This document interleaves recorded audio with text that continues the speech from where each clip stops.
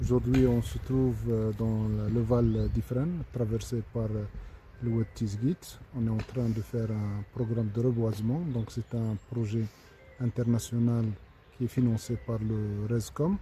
Donc, on va restaurer quelques 12 hectares, principalement avec le cèdre, donc 30% du cèdre et 70% c'est du chêne vert.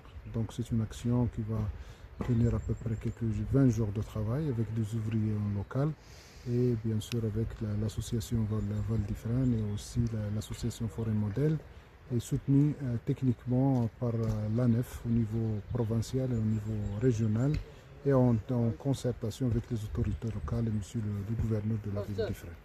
وانتو de la société هنا.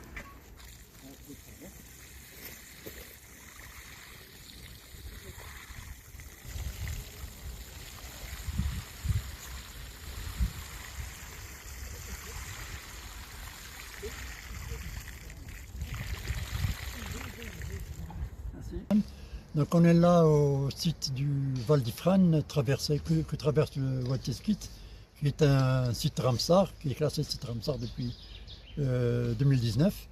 Donc on est là pour participer à une opération de reboisement de quelques hectares en chêne vert et cèdre de l'Atlas.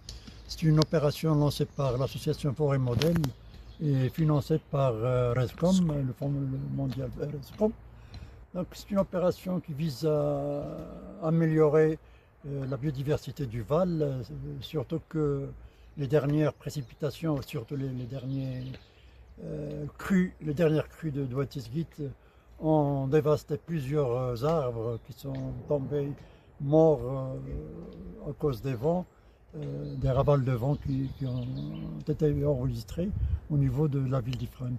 Donc nous lançons à travers cette opération, nous lançons un appel à tous les amis du Val d'Ifrane et aux autorités surtout communales pour entreprendre des actions de nettoyage du site du Val d'Ifrane, surtout qu'on est à la veille des vacances scolaires et des vacances d'estivage de l'été. Et il y a des arbres qui sont morts sur pied et qui risquent de tomber et être à cause d'accidents mortels, comme c'était le cas dans le jardin de Crotz tout récemment, où une petite fille a succombé à une chute de peuplier.